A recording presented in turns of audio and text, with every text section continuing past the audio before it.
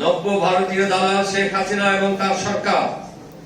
আপনারা বাংলাদেশের মধ্যে রর এজেন্ট খুঁজেন, 1 নম্বর রর এজেন্ট শেখ হাসিনা নিজে। আজকে বাংলাদেশ যতটুকু দুর্বল হয়েছে, বাংলাদেশের প্রতিষ্ঠানগুলি যতটুকু দুর্বল হয়েছে, এগুলি সব হয়েছে শেখ হাসিনা ভারতকে সরাসরি সহযোগিতা করেছেন। সেই জন্য আমরা হয়তো অনেকে প্রথম দিকে এটা খেয়াল করিনি, পরে বিচ্ছিন্ন ঘটনা মনে করেছি। এখন কিন্তু ভারতীয়দের জাল বিস্তার প্রায় সম্পূর্ণ। আমি মনে করি প্রধান ভাইয়ের রেলেভেন্স এখানে কোথায়? প্রধান ভাইয়ের মতো একজন ভারতের আধিপত্য বিরোধী নেতা যদি আমাদের মধ্যে আজকে জীবিত থাকতেন, তাহলে এগুলি কোনোই তার চোখ এড়াতো না এবং কোনোটাকেই তিনি বিচ্ছিন্ন ঘটনা হতে দিতেন না। তিনি খেয়াল রাখতেন, তিনি আমাদেরকে বলতেন, তিনি নিজে আন্দোলনে থাকতেন এবং আমাদেরকে সাথে রাখতেন।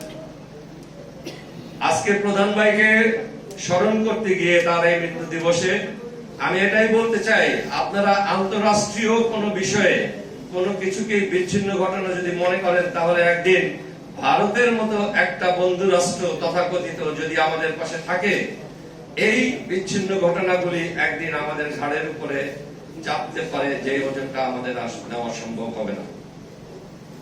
আজকে আমি এই জন্য অনুরোধ করব, প্রধান ভাইয়ের যোগ্য সন্তান এখানে আছেন রাশেদ, তাকে অনুরোধ করব, তার পিতার যে ঐতিহ্য এবং সংগ্রামী জীবনের যদি ভিডিও চিত্র আপনার কাছে কিছু থাকে, আপনি এটা নিয়মিত প্রচারের ব্যবস্থা করুন।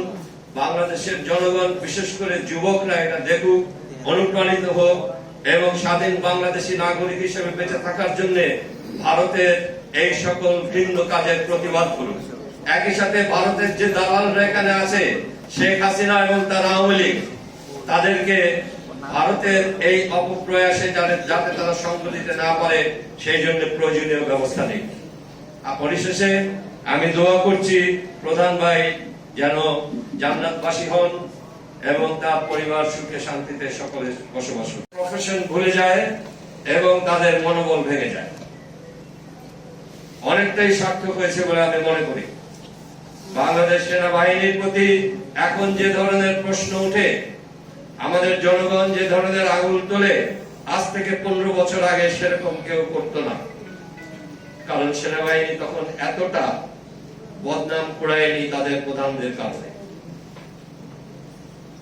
আমি যেটা বলতে চাচ্ছি যে এই যে ভারতীয় জাল বিস্তার হয়েছে, এটা কিন্তু ভারতীয়রা একা করেনি, এদেশে তাদের দোসর আছে।